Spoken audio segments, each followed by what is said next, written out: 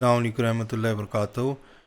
जी आज हम next my sequel और एसक्यूएल लैंग्वेज जो है उसको सीखेंगे कि मज़ीद कौन कौन सी कमांड्स हैं। आप अपने तौर पे भी उसको आप एक्सप्लोर ज़रूर किया करें। आज मैं नई इंटरफेस जो है टेबल प्लस जो है इसका वॉक थ्रू भी दूंगा और साथ साथ इसमें काम भी करूंगा। ये इसका ट्रायल वर्जन जो है वो फ्री तो है सारा, मगर सिर्फ 2 टैब्स आप खोल सकते हैं, मगर 2 टैब्स में भी काम हो जाता है। मेरे पास इसका पेड वर्जन है, तो मैं न्यू ग्रुप और कनेक्शंस में जाता हूँ। इधर माई सीक्वल जो है, अगर आपने नहीं टेबल प्लस डाउन किया हुआ तो आप tableplus.com की साइट पे जाके जो है वो डाउनलोड कर सकते हैं। इधर लेट से मैं इस कनेक्शन का नाम रख देता हूँ आसिम मैक, और फिर जो है स्टेटस कलर और यूज़र नेम जो है वो रूट ही है। आपने अगर नहीं रखा हुआ पासवर्ड तो ब्लैंक रहने दें, मैंने रखा हुआ है। और डेटाबेस जो है मैं टेस्ट ही यूज़ कर रहा हूँ, टेस्ट ही कर देते हैं। आप और डेटाबेस भी कर सकते हैं, मगर इसको टेस्ट कर लें। अगर तो ये ग्रीन है तो ठीक है। तो ये टेस्ट की डेटाबेस जो है इसके अंदर हम आ गए, और ये स्टेटस मैंने ग्रीन रखा हुआ था इसलिए ग्रीन शो कर रहा है। अब इसमें मज़ीद जो है मैंने ये देखना है कि अगर आप इनेबल सिंटेक्स हाईलाइटिंग कर लेंगे तो आपको साथ साथ ही नीचे बताता रहेगा, इसलिए आज मैं इसको यूज़ कर रहा हूँ। अच्छा, अगर हम प्रोडक्ट्स के टेबल में जाएं तो आप ये देख रहे हैं कि इसने सेलेक्ट ऑल फ्रॉम प्रोडक्ट्स।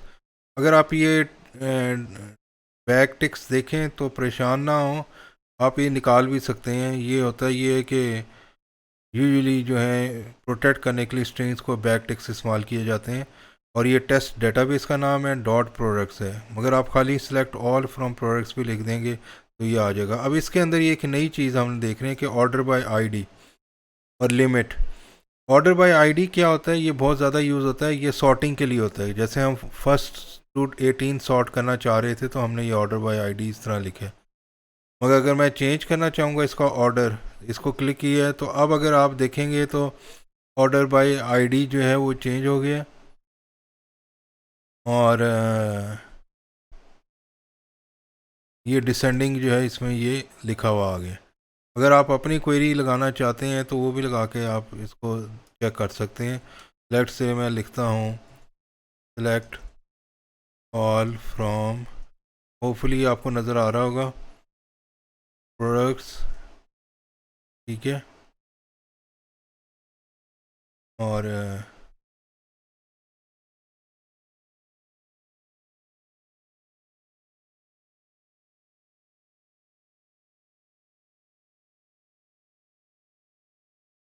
ये कमांड एंटर प्रेस करेंगे तो ये एग्जीक्यूट करता है।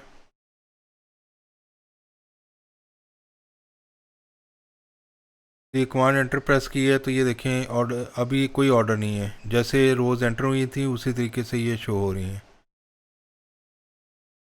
मगर लेट से मैं अगर इधर लिख देता हूँ ऑर्डर बाय आईडी, या ऑर्डर बाय नेम कर देते हैं, ऑर्डर बाय नेम, ठीक है, और इसको एग्जीक्यूट करते हैं तो अब आप देखेंगे कि बी सबसे ऊपर है और पी सबसे नीचे है। ए से शुरू वाले ऊपर होंगे और जेड से शुरू वाले सबसे नीचे होंगे। अगर ऑर्डर आपने इसका उल्टा करना है, डिसेंडिंग करना है, तो इसके आगे डी एस सी लिख दें, और फिर मैं एंटर प्रेस करूँगा तो आप देख रहे हैं कि ऑर्डर जो है वो चेंज हो गया है इसका, डिसेंडिंग। इसमें मैं देखता हूँ अगर फॉन्ट बड़ा हो जाए तो बहुत अच्छा है, ताकि आपको आसानी हो जाए।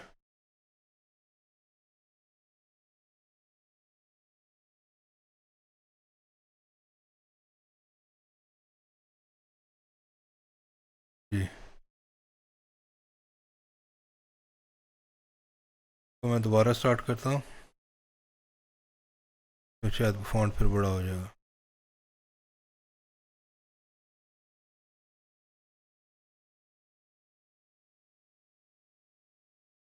ये हमने कनेक्शन रखा हुआ था टेस्ट डीबी के साथ,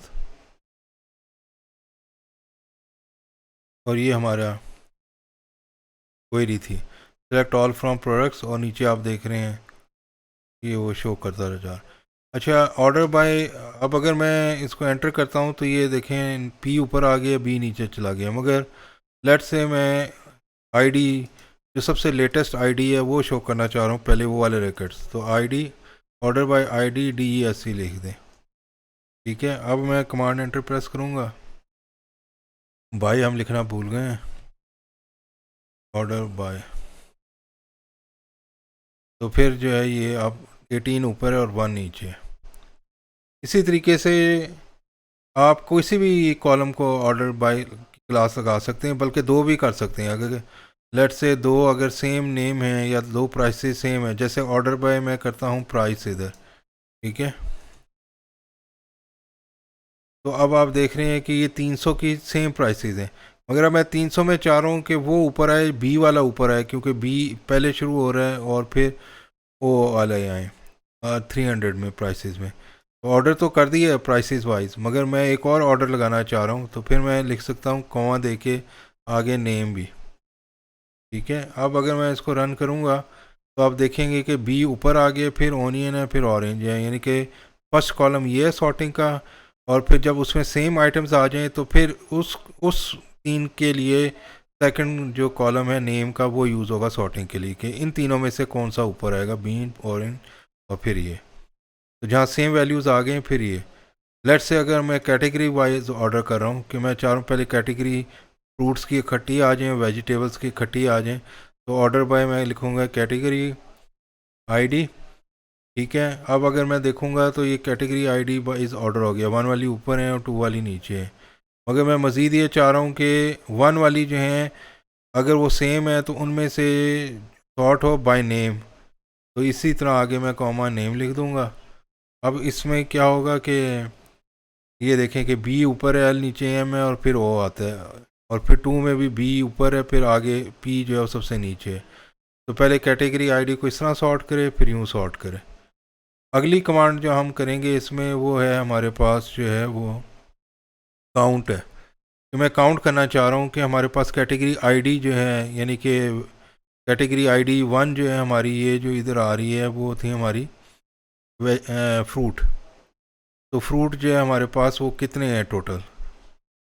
ठीक है, तो उसके लिए जो है मैं फिर इधर जाता हूँ और मैं लिखता हूँ सेलेक्ट ऑल फ्रॉम प्रोडक्ट्स, और फिर इधर हम लिखते हैं जो वेयर क्लास देते हैं कैटेगरी आईडी इक्वल टू 1, जिसको हमने सॉर्ट करना है।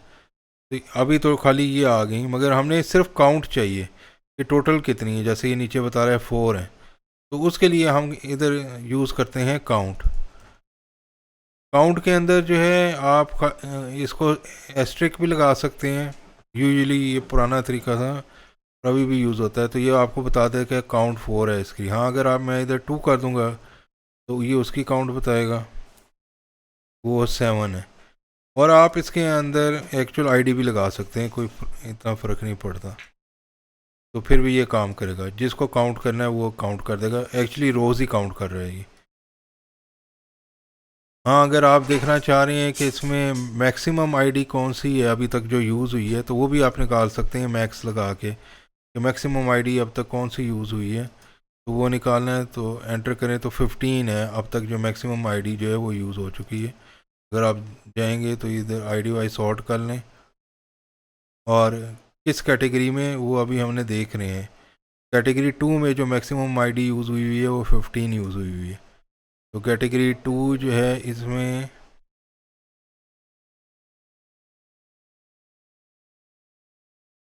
मैक्सिमम आईडी आप देख रहे हैं कि वो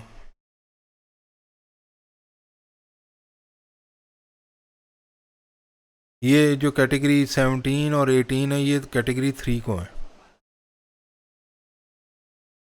ये टेबल प्लस जो है इसकी बजाय मैं जो है सीक्वल प्लस जो है सीक्वल एस टूल वो फ्री है, वो भी यूज़ करके आपको दिखा देता हूँ। सारे टूल्स आपको आने चाहिए, मगर आप अगर यदि एसक्यूएल विंडोज़ के ऊपर यूज़ करें वो बेस्ट टूल है, आप उसी को यूज़ करें।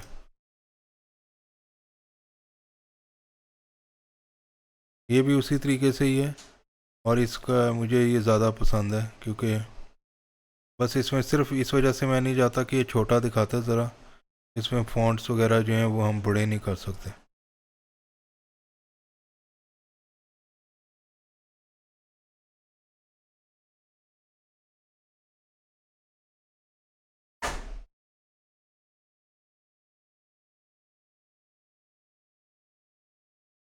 इसके भी मैं फ़ॉन्ट थोड़ा बड़े करता हूँ, देखते हैं कहाँ तक जाता है।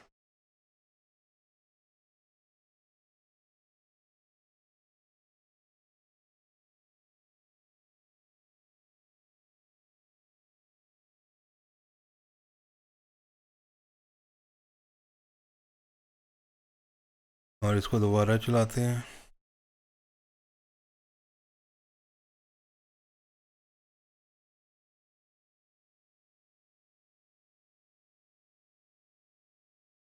डेटाबेस कौन सी यूज़ करनी है हमने?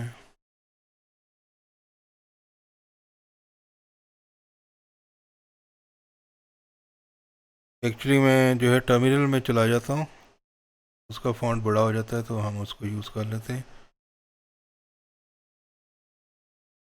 जी, काम वही हमने करना है। अच्छा, इसमें अब जो हमारे पास है, माई सीक्वल को कमांड लाइन पे किस तरह स्टार्ट करना है? माई सीक्वल लिखें, माइनस यूज़र लिखें, और रूट है माइनस पी लिखें, उस पासवर्ड लिख दें आप।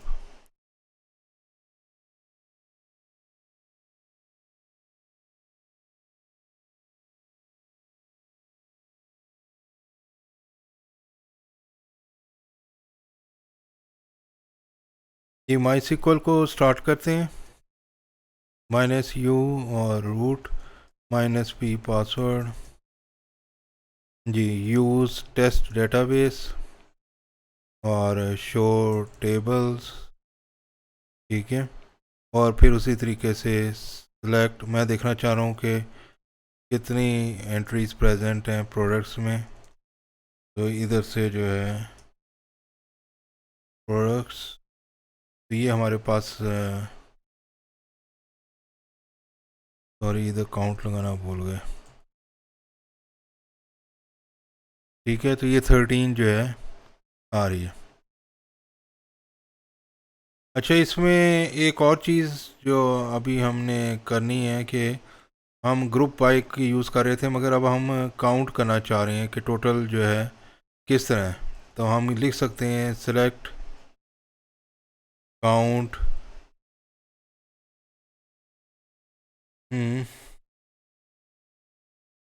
फ्रॉम प्रोडक्ट्स, और फिर ग्रुप बाय कैटेगरी आईडी। अब ये 3 आ रही हैं हमारे पास, तो हमें पता नहीं चल रहा। तो अगर आप कमांड एरो ऊपर प्रेस करेंगे तो ये आपके पास नहीं आ जाएगा। लेट से मैं इधर से कैटेगरी आईडी भी डिस्प्ले करना चाह रहा हूँ, ठीक है।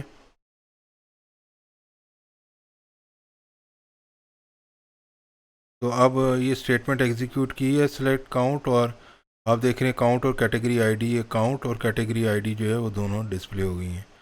मगर अगर आप कैटेगरी का नाम चाह रहे हैं तो आपको पता ही है कि फिर हम क्या करते होते हैं, जॉइन लगाते होते हैं। जॉइन ग्रुप बाय से पहले आता है, जॉइन लिख के किस टेबल के साथ आपने जॉइन करना है उसका नाम लिखें, कैटेगरीज के टेबल के साथ, और कौन कौन से फील्ड पे जॉइन करना है। तो प्रोडक्ट्स के अंदर हमारे पास जो है वो कैटेगरी आईडी है, और फिर वो इक्वल किसके होना चाहिए, कैटेगरीज के टेबल के अंदर जो आईडी है। स्पेलिंग मिस्टेक हो गई है।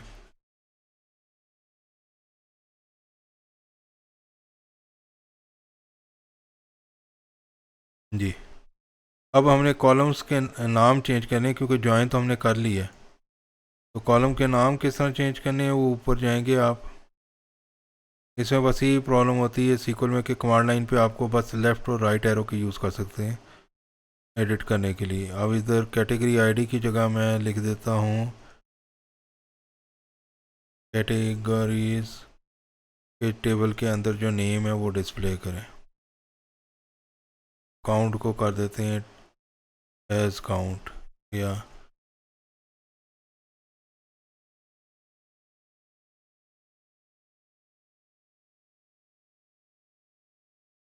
अब कौन सी चीज़ हिल गई हमारी?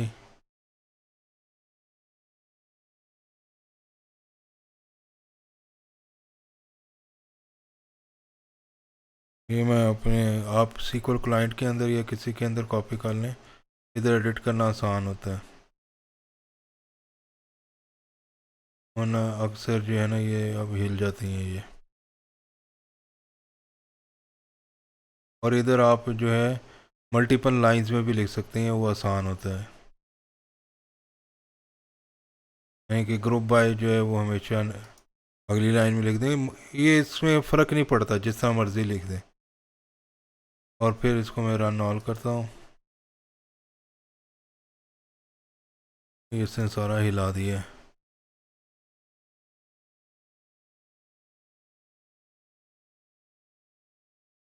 ये अब काउंट आ रहा है और नेम आ रहा है कि फ्रूट, वेजिटेबल और अननोन है। अच्छा, अननोन जो है, लेट्स से अननोन जो कैटेगरी है उसको मैं अपडेट करना चाह रहा हूँ। आसान तरीका तो ये है कि आप कैटेगरी नेम में जाए, जी अगर आपके पास कोई GUI एडिटर है दिस इक्वल और ये, और इसको क्लिक कर लें। और हमें एक्चुअल पता होना चाहिए कि अपडेट कमांड टाइप करने से किस तरह हो सकता है। तो उसके लिए हमारे पास जो होती है अपडेट की कमांड होती है, और किसको अपडेट करना है, मैंने कैटेगरीज के टेबल को अपडेट करना है। ठीक है, अपडेट कैटेगरीज टेबल, और हमने करना क्या है, अपडेट है सेट। अब कैटेगरीज के टेबल में अगर मैं जाता हूँ तो उधर हमारे पास आईडी और नेम है। तो नेम जो है हमने वो चेंज करना है, 3 को अननोन की जगह जो है हमने कोई सुपर कैटेगरी लिख देना है, कोई भी लिख दें। तो सेट नेम इक्वल टू लेट से सुपर लिख देते हैं। और अब अगर मैं इधर एंटर प्रेस कर दूंगा तो ये क्या करेगा, ये सबका नाम सुपर कर देगा। यानी कि जितने भी कैटेगरीज आपके पास इधर आ रही हैं 1 2 3 सब सुपर सुपर सुपर हो जाएंगी। ये बहुत ही एहतियात से यूज़ करनी है आपने। अपडेट कैटेगरी सेट नेम, इधर आपको वेयर देना पड़ेगा कि वेयर आईडी इक्वल टू 3, खाली उस आईडी जिसके पे 3 है खाली उसका नेम जो है वो सुपर सेट कर दे। जी अब 1 रो चेंज हो गई है। अब अगर आप जाके उधर देखेंगे तो आप देख रहे हैं कि फ्रूट, वेजिटेबल और फिर ये सुपर आ रहा है। ये रिफ़्रेश करना पड़ता है मुझे। तो इस तरीके से जो है हम इसको चेंज कर सकते हैं, अपडेट कर सकते हैं। और अपडेट मल्टीपल कॉलम्स भी आप कर सकते हैं, वो अभी है नहीं, कॉमा लगा के आप वो दे ही जाएँ और वो अपडेट कर देगा। और अगर आपने वेयर नहीं लगाया तो ये टोटल कैटेगरी सारी आपकी अपडेट हो जाएंगी। तो ये ध्यान से, लेट्स से इसकी जो कंटेंट है इसकी आप रिलेशन क्वेरी थी हमारे पास। अब इसमें एक और चीज़ हम ये करते हैं कि जो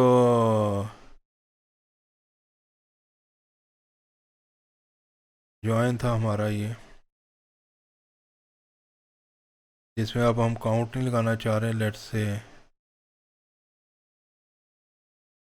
इसको हम कहते हैं कैटेगरी आईडी नेम, और फ्रॉम प्रोडक्ट्स जो है इसके आगे मैं खाली पी लिख देता हूँ। तो फिर भी हम इसको यूज़ कर सकते हैं। पी का मतलब एब्रीवेशन है प्रोडक्ट्स की, कॉमा लेके पी डॉट नेम लिख सकता हूँ। हाँ, प्रोडक्ट्स कैटेगरी आईडी, ये ग्रुप बाय को हम ख़त्म कर देते हैं, अभी नहीं हमें चाहिए। मसला ये है कि इधर पी को एब्रीवेट कर दिया था, तो अब हम इधर प्रोडक्ट्स नहीं यूज़ कर सकते। यानी कि अगर मैं इधर प्रोडक्ट्स यूज़ करूँ तो ये एरर दे देता है। बहरहाल अब हमने प्रोडक्ट को एब्रीवेट कर लिया हुआ, चाहे आप एज लिखें या ना लिखें। अगर आप एब्रीवेट कर लेंगे तो अभी आप जो एब्रीवेशन यूज़ कर रहे हैं पी, फिर हर जगह पी ही लिखना पड़ेगा।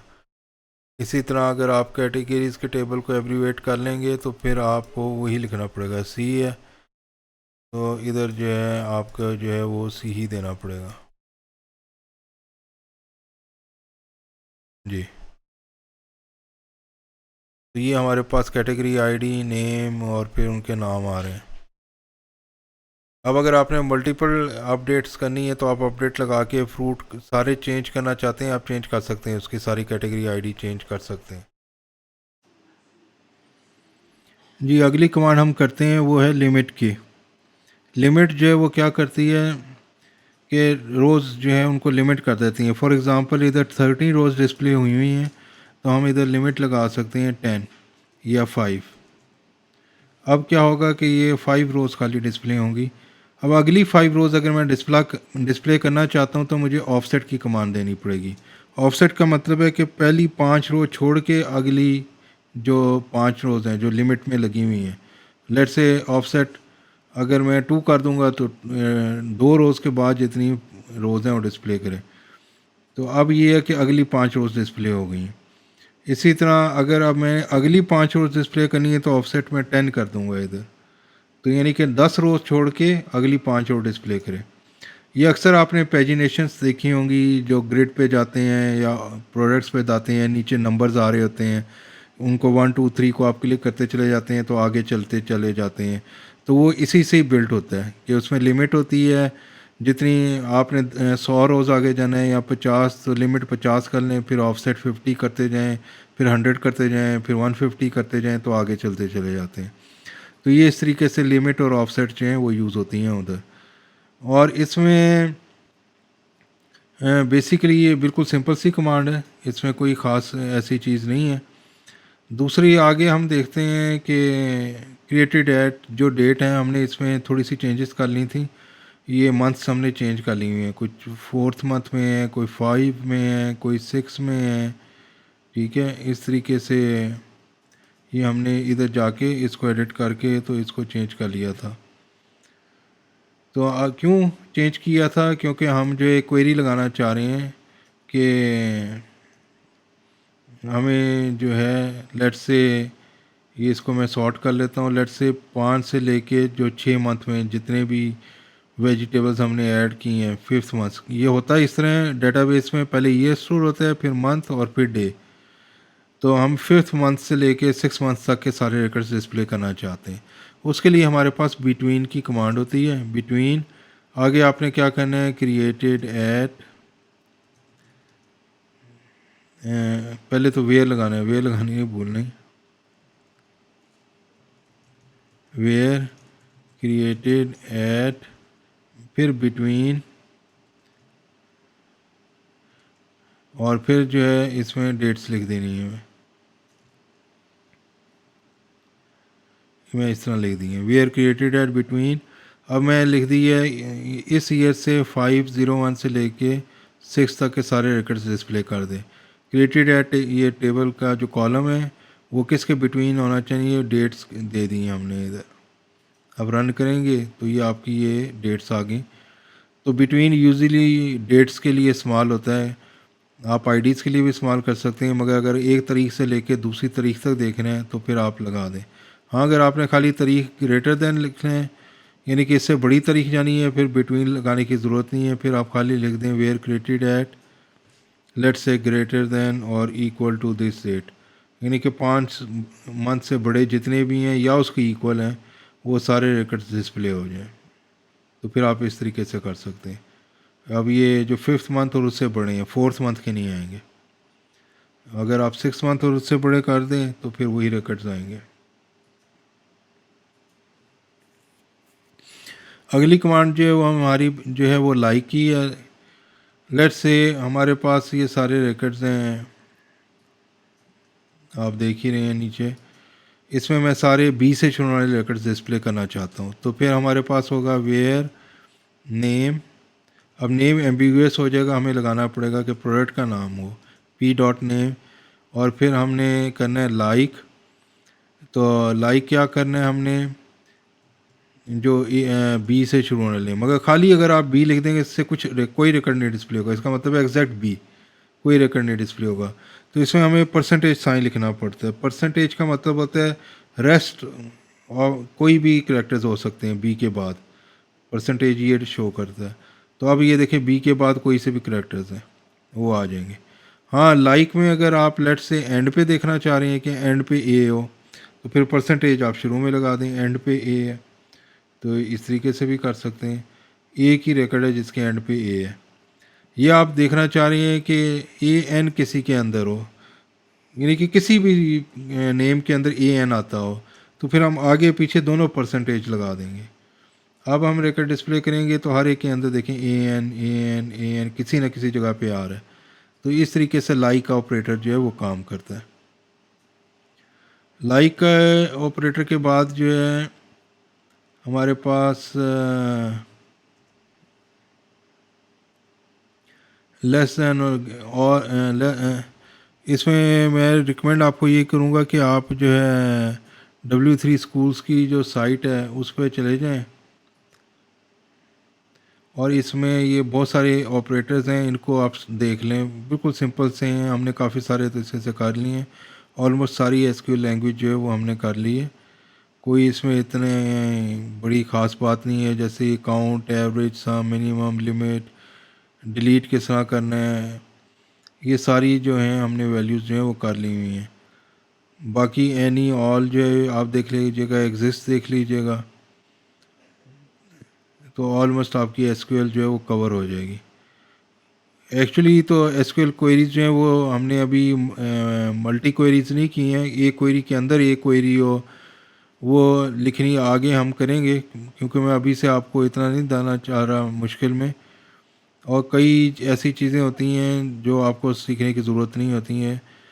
अगर कम्प्लेक्स कोई ऐसी क्वेरी आ जाए, कई पे क्वेरीज हमारी जो होती हैं वो एक एक पेज जितनी लंबी होती हैं, दो दो, और उसके अंदर कई मज़ीद क्वेरीज जो हैं वो काम कर रही होती हैं। तो मैं आपको सजेस्ट करूँगा कि आप इधर एग्ज़ाम्पल्स पे जाएं W3 स्कूल की, क्योंकि जितनी आप ऑनलाइन हेल्प ले सकते हैं तो आप उसको स्टडी करें। एग्जांपल्स एक्सप्लेन हैं, ऑर्डर बाय किस तरह काम करते हैं, नल ऑपरेटर, लिमिट जो है, मैक्सिमम, ये सारी जो एग्जांपल्स हैं ये किस तरीके से काम करती हैं, और उनको आप चेक करें, देखें कि क्या किस तरीके से वो काम कर रहे हैं। तो ये सारा आप कुछ कर सकते हैं आसानी से अब। और फिर आप इसकी क्विज़ेज़ और एक्सरसाइजेज़ जो हैं इसमें भी जाएं कि आप ये start the MySQL quiz करें और देखें कि आपको आती है या नहीं है, कितनी आपको आती है। और एक और चीज़ मैं रिकमेंड करूँगा कि इसकी जो है एक्सरसाइजेज उसमें भी जाएं, ताकि आप जो है सीख सकें। Count your score, start MySQL exercise. अब ये कह रहे हैं insert the missing statement to get all the columns from the customer table. तो आपको पता है इधर क्या लगाना है। अगर आपको पता है तो आप सेलेक्ट लगाएंगे इधर SELE, ठीक है, और शो आंसर करें या सबमिट आंसर करें। इस तरीके से एक्सरसाइजेज हैं ये। Right a statement that will select the city column from the customers table. तो आप कैसे करते हैं, पहले सेलेक्ट लगाते हैं, फिर क्या करते हैं, ठीक है, सेलेक्ट सिटी फ्रॉम कस्टमर्स। ठीक है, इस तरीके से मैं पूरी एक्सरसाइज नहीं आपकी ख़राब करना चाहता, मगर आप इस तरीके से कर सकते हैं। तो इंशाल्लाह अगले सीरीज़ में मिलेंगे जिसमें हम PHP और लारावेल को एक्सप्लोर करेंगे। मगर मैं चाहता हूँ आप जल्दी जल्दी ये सीख लें ताकि आप भी प्रोफिशेंट हो सकें। SQL लैंग्वेज को मज़ीद हम साथ साथ और भी देखते चले जाएंगे जहाँ ज़रूरत पड़ेगी हमें। Thank you very much. अल्लाह हाफिज़।